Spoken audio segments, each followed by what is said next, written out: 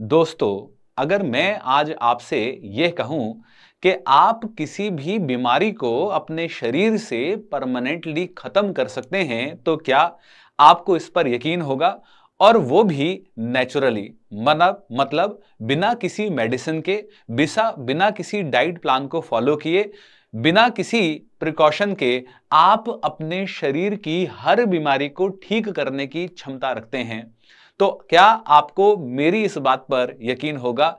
शायद ना हो। हैरानी हो सकती है कि सर ऐसा कैसे मुमकिन है, लेकिन आज मैं आपको इस वीडियो में ऐसी डीप इंसाइट दूंगा जिसके माध्यम से आप अपने शरीर की किसी भी बीमारी को ठीक कर सकते हैं। दोस्तों, अगर मैं आपसे कहूं कि हमारे शरीर को, हमारी बॉडी को सिर्फ एक ही काम आता है, और वो एक काम क्या है? अगर मैं आपसे पूछूं और चैट बॉक्स में मैं कहूं कि आप बताइए कि हमारे शरीर को वो एक काम क्या है जो सिर्फ हमारे शरीर को आता है और दूसरा काम आता ही नहीं है, तो शायद आपके अलग अलग आंसर होंगे। लेकिन मैं आपको बोलूं, हमारे शरीर को सिर्फ एक ही काम आता है, और वो है healing, healing, healing and healing. मतलब हमारा शरीर सिर्फ 24/7 365 डेज एक ही काम करना जानता है, और वो है ठीक होना, ठीक होना, ठीक होना। लेकिन प्रॉब्लम यह है कि हमने अपनी बॉडी की बैंड बजाकर लगी है। आपके पूरे शरीर में सिर्फ इकलौता एक ऐसा पार्ट है जो सेल्फ हीलिंग टेंडेंसी को नहीं रखता है, जिसका सबसे ज्यादा आपको ध्यान देने की जरूरत है। बाकी तो सारे ऑर्गन्स, सारे पार्ट्स सेल्फ हीलिंग टेंडेंसी रखते हैं। मतलब अगर वो खराब होते हैं या डैमेज होते हैं, या अगर वो बीमार होते हैं, या वो अगर डेड होते हैं, तो वो सेल्फ रिपेयर होने की कैपेबिलिटी को रखते हैं। लेकिन आपकी बॉडी का एक इकलौता ऐसा पार्ट है जो सेल्फ हील नहीं हो सकता। अगर मैं आपसे पूछूं वो पार्ट क्या है, कमेंट बॉक्स के अंदर आप मुझे बताएं, तो शायद आपके अलग अलग आंसर आएंगे। लेकिन एक ऐसा बहुत महत्वपूर्ण पार्ट है जो आपकी बॉडी के अंदर खुद हील नहीं हो सकता, जिसका ध्यान आपको रखना है, और वो है आपके टीथ। आपके दांत, आपके टीथ इकलौता ऐसा पार्ट है जो सेल्फ हीलिंग टेंडेंसी नहीं रखता है। कहने का मतलब यह है कि अगर दांतों के अंदर कोई डिजीज लगती है या कीड़ा लगता है या वो खराब होते हैं, तो आप उनको हील नहीं कर सकते, शरीर उनको हील नहीं कर सकता। तो जब हम बात करते हैं, मेडिकल साइंस ने इतनी तरक्की कर ली है, इतनी तरक्की कर ली है, इतनी सारी वैक्सीनेशंस, मेडिसिन्स और पता नहीं क्या क्या हो गया है, लेकिन आप मुझे बताइए, शरीर अगर खुद किसी पार्ट को ठीक करने की क्षमता नहीं रखता है, कितनी भी मेडिसिन्स आप बना लीजिए, वो मेडिसिन्स उस पार्ट को ठीक नहीं कर सकती। उदाहरण के तौर पर मैंने दिया टीथ, मतलब दांतों में डॉक्टर कुछ कर ही नहीं सकता है। जब आप डेंटिस्ट के पास जाते हैं, आपका दांत खराब होता है या कीड़े लगते हैं, तो डॉक्टर सिर्फ दो ही चीजें कर सकता है। पहला, या तो वो RCT करता है, रूट कैनाल ट्रीटमेंट करता है, जिसके माध्यम से आपकी टीथ की जो वेन्स हैं, जो नसेस हैं, जिनके माध्यम से आपको सेंसेशंस ठंडा या गर्म लगता है, उन नसेस को, उन वेन्स को वो खत्म कर देता है, जिससे आपके ब्रेन के अंदर सेंसेशंस होनी बंद हो जाती हैं और आपको लगता है डॉक्टर ने मुझे ठीक कर दिया। लेकिन डॉक्टर ने ठीक नहीं किया, डॉक्टर ने उस दांत की जड़ों को काट दिया जिससे आपको फील हो रही थी। और दूसरा काम जो डेंटिस्ट करता है वो है दांत को निकाल देना। This is the only and only way जिसके माध्यम से आपका ट्रीटमेंट होता है। डेंटिस्ट एक ट्रीटमेंट करता है। आप मुझे बताइए, अगर मेडिकल साइंस ने इतनी ही तरक्की कर ली है, तो क्यों दांतों में लगे हुए कीड़ों को हमारा दांत सेल्फ रिकवर या हील करने की क्षमता नहीं रखता? वो नहीं रखता। इसका मतलब यह है कि हमें समझना पड़ेगा, हमें समझना पड़ेगा हमारी बॉडी को, हमारे शरीर को किसी भी बीमारी को ठीक करने के लिए। तो अगर आप चाहते हैं कि मैं किसी भी बीमारी को बिना किसी दवाई के, बिना किसी डाइट के मैं ठीक कर लूं, तो आज आपको उससे पहले यह समझना पड़ेगा कि हमारे शरीर में कोई भी बीमारी का जो एग्जिस्टेंस है, मतलब कोई भी बीमारी जो आपके शरीर के अंदर आ रही है, वो रातों रात नहीं आती है। ऐसा नहीं होता है कि आप रात को सोए सुबह उठे तो आपको डायबिटीज थी। ऐसा नहीं होता है कि रात को आप सोए सुबह उठे तो अचानक से थायराइड था। रात को सोए सुबह उठे तो अचानक से कैंसर हो गया। अचानक से पता आपको चलता है, लेकिन अचानक से आपके शरीर के अंदर वो बीमारी आई नहीं है। इसका मतलब यह है कि काफी लंबे समय से वो बीमारी आपके शरीर के अंदर फॉर्म होने के प्रोसेस को फॉलो कर रही थी। बस आपको सिम्टम्स अब बाहरी रूप तौर पर आपको पता चले हैं। तो before healing your any disease आपको यह समझना पड़ेगा कि आपके शरीर में कोई भी बीमारी क्यों आ रही है। तो आज मैं आपसे वो मेथड, वो वे बताने वाला हूं जिसके माध्यम से आप ये जान पाएंगे कि आपके शरीर में कोई भी बीमारी सिर्फ इन 6 स्टेप के अंदर फॉर्म होती है। और इस प्रोसेस को हम कहते हैं संप्रांति। हम क्या कहते हैं? संप्रांति के माध्यम से, ये आयुर्वेद का प्रोसेस है संप्रांति, जिसके माध्यम से कोई भी डिजीज आपके शरीर के अंदर सिर्फ इन्हीं 6 स्टेप के अंदर आती हैं। और अगर इन 6 स्टेप्स को आप समझ लें, इन 6 स्टेप को आप समझ लें और उस पार्ट को समझ लें जिस पार्ट के माध्यम से आप किसी भी डिजीज को ठीक कर सकते हैं। इवन कैंसर तक को लोगों ने हील किया है सिर्फ इस 6 स्टेप को समझकर। 1000 कैंसर पेशेंट के ऊपर साइंटिस्ट ने रिसर्च करी जिन्होंने स्टेज 4 से अपनी बीमारी को, अपने कैंसर को रिकवर किया। और जब उन पर रिसर्च हुई तो यह पता चला कि उन्होंने इन 6 स्टेप को समझा और इन 6 स्टेप को समझने के बाद उन्होंने अपने कैंसर तक को बीट किया। तो ज्यादा देरी ना करते हुए मैं आपको ले चलता हूं उस 6 स्टेप पे। सबसे पहला स्टेप है कोई भी बीमारी आपके शरीर में आने का, वो है एक्यूमुलेशन। एक्यूमुलेशन का मतलब क्या है? एक्यूमुलेशन का मतलब है कि किस कारण से, किस रीजन से आपके शरीर के अंदर वो बीमारी क्रिएट हो रही है, वो बीमारी फॉर्म हो रही है। उदाहरण के तौर पर मैं आपको समझाने की कोशिश करता हूं। लेट्स टेक एन एग्जांपल कि आप के घर में एक फंक्शन था, आपके घर में एक शादी थी और शादी के कारण आपके 2, 4, 5, 7 दिन तक आपका जो खान पान था वो बड़ा ही खराब रहा, जिसके कर आपको एक एसिडिटी हुई या कॉन्स्टिपेशन बनी, आपका पेट खराब हुआ और आपने इनो का, डाइजीन का या ऐसी ही किसी मेडिसिन का सहारा लिया जिससे आपका डाइजेशन ठीक हो सके।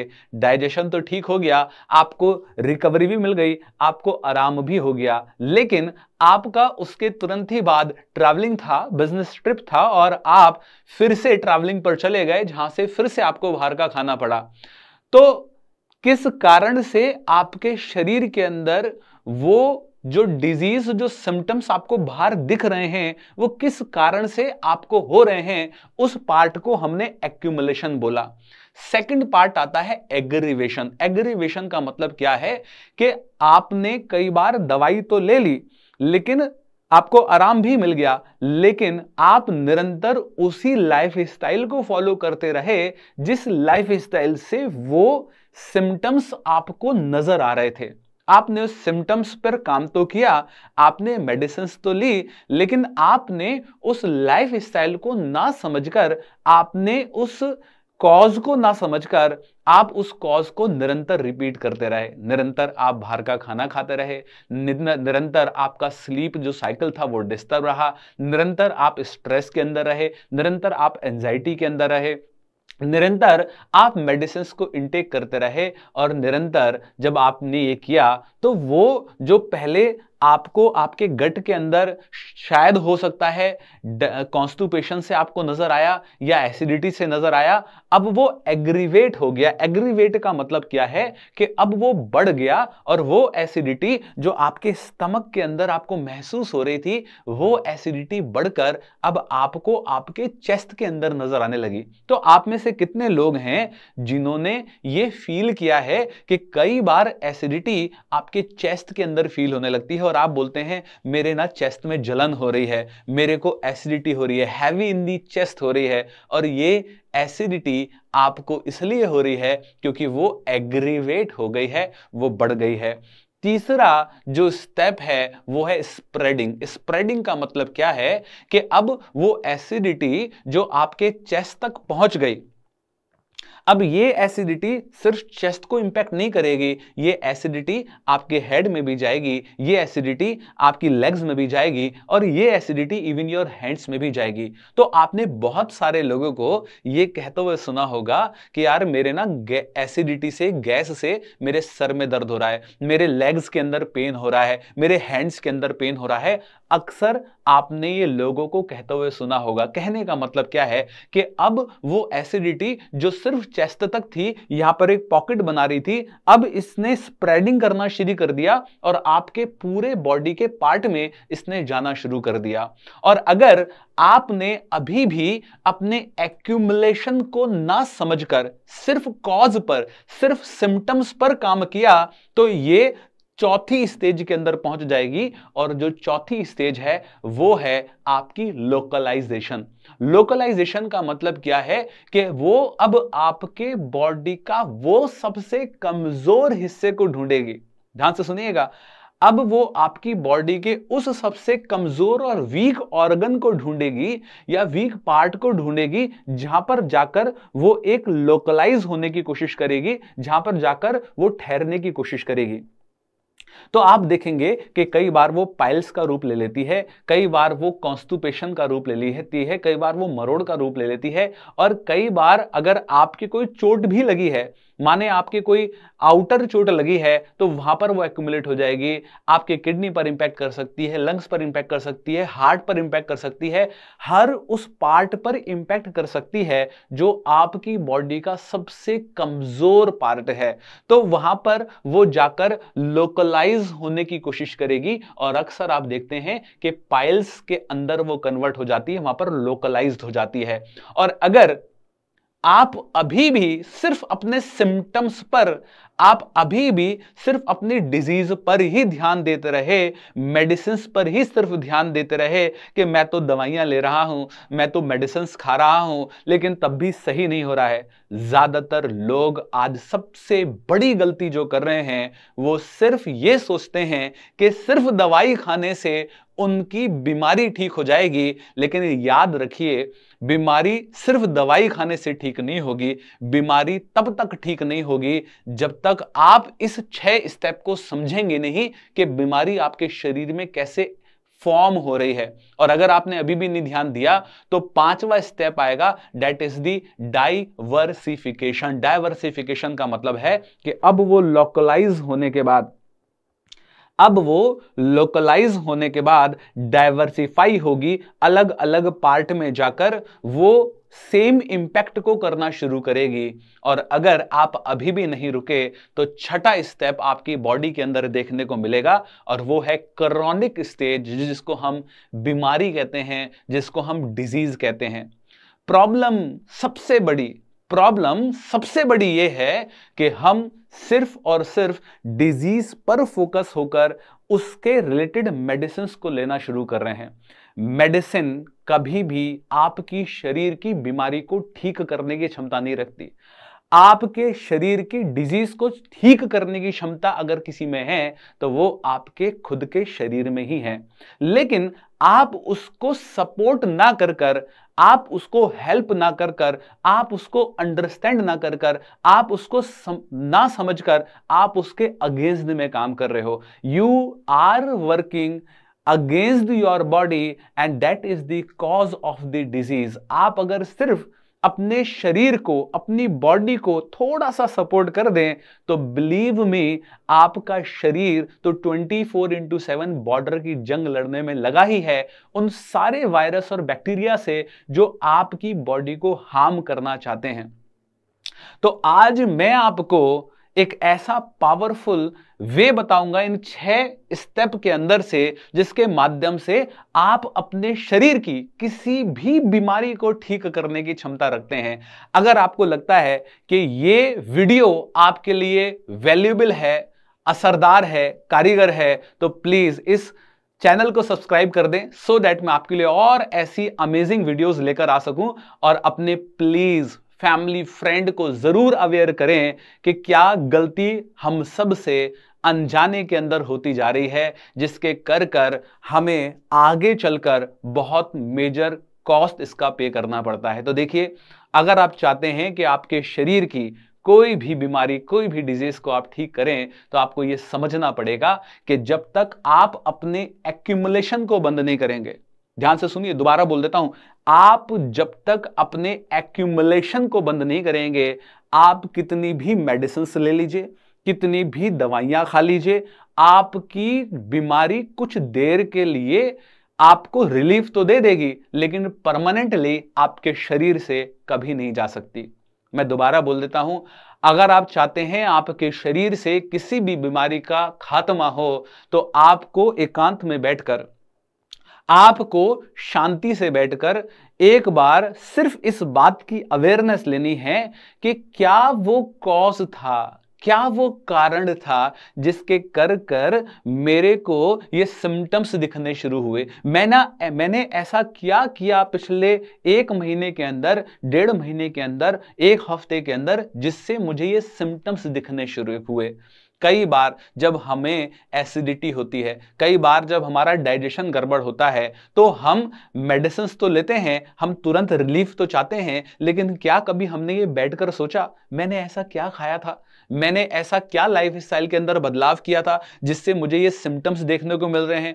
आप जब तक उन सिम्टम्स को, उस कॉज को, उस रीजन को, उस एक्यूमुलेशन को फाइंड आउट नहीं करेंगे, बिलीव मी, वो जो सिम्टम है वो डिजीज में कन्वर्ट हो जाएगा, आप कितनी भी मेडिसिन खाते रहिए। तो मेरा आप सब लोगों से निवेदन है, अनुरोध है, सिर्फ सिम्टम्स पर ध्यान मत दीजिए, आप ध्यान दीजिए अपने लाइफ स्टाइल और अपने उस एक्शन पर जिसके कर वो सिम्टम्स आपको दिखने शुरू हो रहे हैं। बस थोड़ा सा अपना शरीर का, अपने बॉडी का साथ दे दीजिए, उससे दोस्ती कर लीजिए और उसको समझिए कि क्या वो चीज है जो आपकी बॉडी कह रही है कि this is not good for us, ये हम दोनों के लिए अच्छा नहीं है। प्लीज इसको दोबारा रिपीट मत करो, इसको करने से तुम्हारे शरीर में दिक्कतें आ रही हैं। जब तक हम इसको फाइंड आउट नहीं करेंगे, हम किसी भी डिजीज को ठीक नहीं कर सकते। कई बार आपने देखा होगा कि हमारे स्किन के अंदर एलर्जीज हो रही है, खुजली हो रही है, और हम ये देखते हैं, हम जाते हैं स्किन की मेडिसिन लेते हैं, ट्यूब्स लगाते हैं और हमारी एलर्जी ठीक भी हो जाती है। लेकिन I want to ask you honestly, reply in the chat box, क्या वो स्किन एलर्जी परमानेंटली ठीक हो गई या कुछ सालों बाद फिर से वो स्किन एलर्जी आ गई? ज्यादातर लोग ये कहेंगे कि सर वो स्किन एलर्जी फिर से मेरे शरीर के अंदर आ गई। क्यों? क्योंकि आपने सिर्फ उस सिम्टम्स पर काम किया, उसके पीछे के कॉज पर काम नहीं किया कि why this skin allergy is happening in your body. और उसका रीजन है because your body is acidic, आपकी बॉडी का जो पीएच बैलेंस है, पोटेंशियल ऑफ हाइड्रोजन है, वो एसिडिक हो रहा है, और एसिडिक होने के कारण आपकी स्किन के अंदर एलर्जी हो रही है। तो जब तक आप अपनी बॉडी के पीएच बैलेंस को मेंटेन नहीं करेंगे, जब तक आप अपने मिनरल्स को, अपने पानी के इंटेक को, या जो फूड इंटेक है वो कम एसिडिक नहीं करेंगे, तब तक वो स्किन एलर्जीज ठीक नहीं होंगी। तो अगर आप चाहते हैं एक हेल्दी प्रॉस्परस लाइफ को जीना, तो आप मेरी 2 दिन की न्यूरो लिंग्विस्टिक प्रोग्रामिंग वर्कशॉप को भी अटेंड कर सकते हैं, जो मैं एवरी सैटरडे और संडे करता हूं। हजारों लोग इस वर्कशॉप को अटेंड करते हैं, 2 दिन की न्यूरो लिंग्विस्टिक वर्कशॉप, जहां पर मैं आपको बताऊंगा वो तरीके, वो मेथड जिसके माध्यम से 6 घंटे की वर्कशॉप है, 3-3 घंटे की वर्कशॉप है, और इसको 3000 से ज्यादा लोगों ने 4.8 की गूगल रिव्यू रेटिंग भी दी है। और इस 2 दिन की वर्कशॉप के अंदर मैं आपको बताऊंगा कैसे आप अपने माइंड को रिप्रोग्राम कर सकते हो, अपने थॉट को रिप्रोग्राम कर सकते हो, और एक होलिस्टिक लाइफ, एक ऐसी लाइफ जहां पर 5 एरियाज ऑफ लाइफ के अंदर एक बैलेंस हो, उसको आप जी सकते हो। तो नीचे इस वर्कशॉप का लिंक दिया है आपके लिए, आप उसको क्लिक करेंगे और रजिस्टर करेंगे, and I will see you in the workshop. Thank you so much for watching this video. Subscribe the channel so that I can bring more innovative, more informative videos to you to add the values in your life. Thank you so much.